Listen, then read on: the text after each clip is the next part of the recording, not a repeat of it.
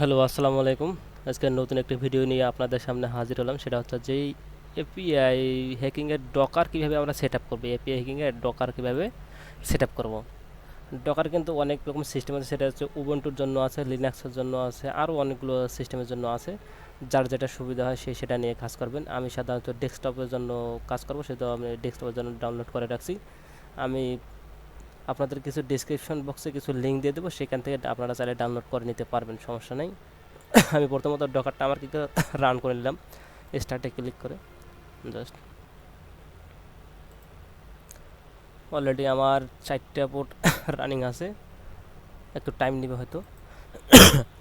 আপনারা প্রথমত কী করবেন, যে কোনো ব্রাউজারে ওপেন করে এখানে বারসুইট কমিউনিটিটা ইনস্টল করে নেবেন। বারসুইট কমিউনিটি সেট আপ দেবেন, বারসুইট কমিউনিটি দেওয়ার পর এটা ডাউনলোড করে নেবেন।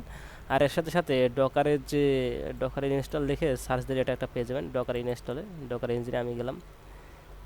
এখানে কিন্তু অনেক রকম সিস্টেম দেওয়া আছে, সেটা হচ্ছে যে কেউ যদি চায় যে ডেস্কটপ নিয়ে কাজ করে, সে ডেস্কটপে নিতে ডাউনলোড করে রাখতে পারবে, সমস্যা নেই। তারপর দ্বিতীয়ত যেটা কাজ, সেটা হচ্ছে CR API. CR API GitHub.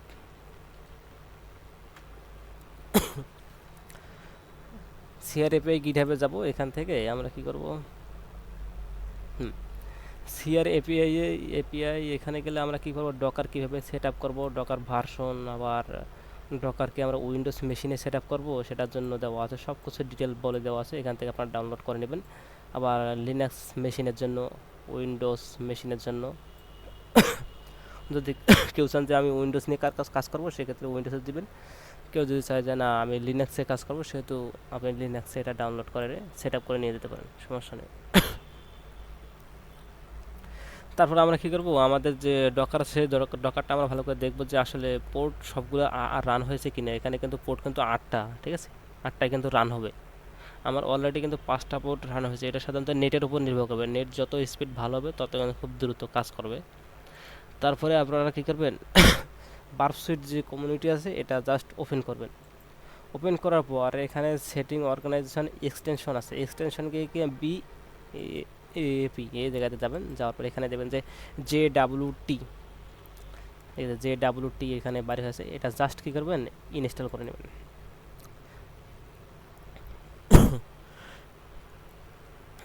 বেশি সময় হয়তো টাইম লাগবে না ইনস্টল করতে, এটা কয়েক এমবির। আমার অলরেডি ইনস্টল হয়ে গেছে। ইনস্টল হওয়ার পর বাকি আমাদের যে কাজটুকু, সেটা হচ্ছে কী করবো, আমরা ডকারের যে পোর্ট 8টা আছে সেই 8টা পোর্টে দেখবো। আমাদের প্রথম পোর্ট হচ্ছে 802825, এটা একটা পোর্ট। তাতে আমার সম্পূর্ণ পোর্টটি রান হয়ে নিক, সমস্যা নেই। কই গেল,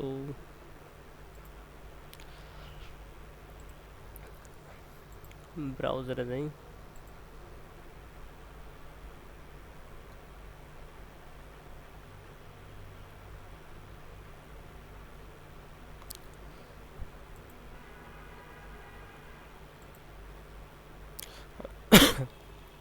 একটু লোড নিবে হয়তো browser.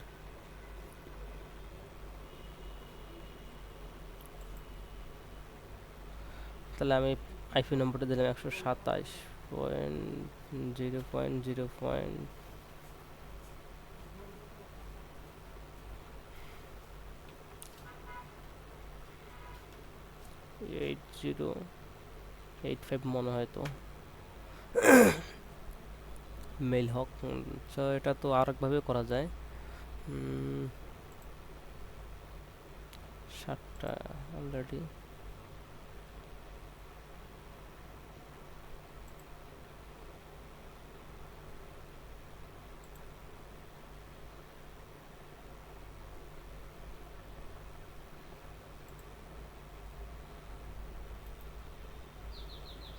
Eight zero two five, আমার 8085 না, এটা তো আমি লিখছি বলে 8025।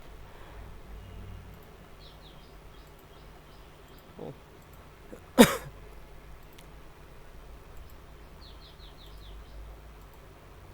Check it.